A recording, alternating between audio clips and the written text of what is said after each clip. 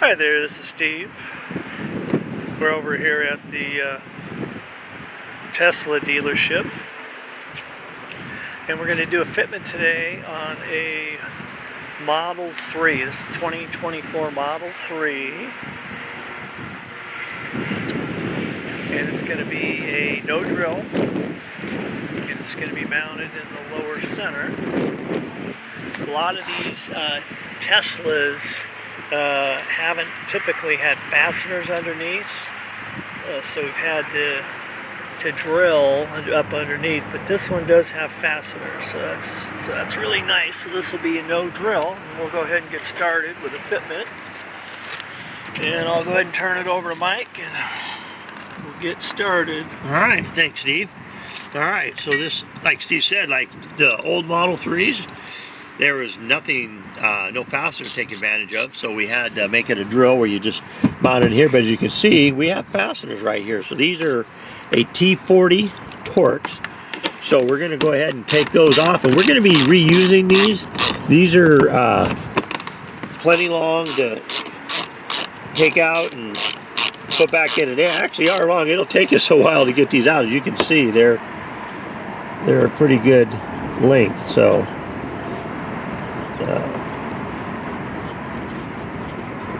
there you go. Whew, that's a 6mm machine thread, and I don't know, it looks like maybe 5/8 of an inch, or like probably around 17mm, I guess. What we do is take this one out too, and again, these are in there a bit, so just take your time, and you can see they'll push up a little bit because they're going into a metal J-clip. There's a panel underneath there. It's grabbing probably from this bumper cover here. So you can flex that in there. So all right, so there we go. Woo. All right, so we got those out. So now we're going to get our base plate, and this is going to be pull pin on the driver's side, or as you're looking at the car on the right. You're going to put the factory screw right back through, and again, it's a 6mm bolt, and then start that one, and then start this one. And it's always important to start both sides. Start the first side, start this side before you start tightening. It makes it a lot easier to get everything started. And now we go back to putting these long screws back in. So I like to work on that a little bit, and I'll work on this one here a little bit.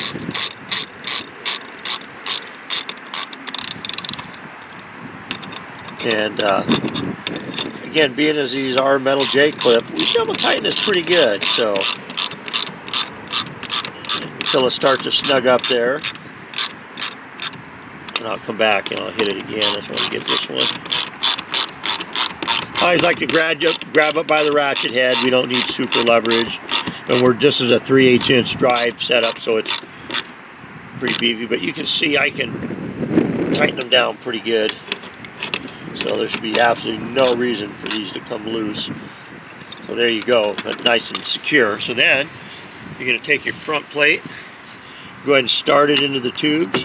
It hits the pull pin, get it past the pull pin, push it till it locks into place, and there you go.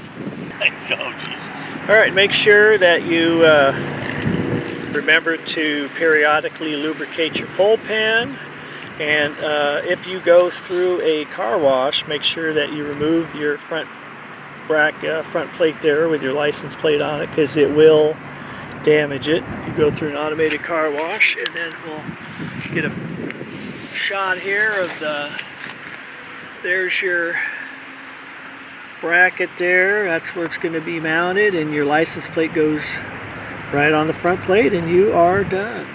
We're going to now show you how to mount the license plate to the front bracket. You're going to take your plate, take the screw, put it through the plate, then line it up on the bracket like so. Put the nylon lock nut on it. Now the nylon lock nut will have a nylon ring and then no ring, so the ring goes to the outside. So when you put it on, make sure the ring goes to the outside. And then take your 10mm socket or a wrench if you have just a wrench, Phillips screwdriver, and just tighten them up.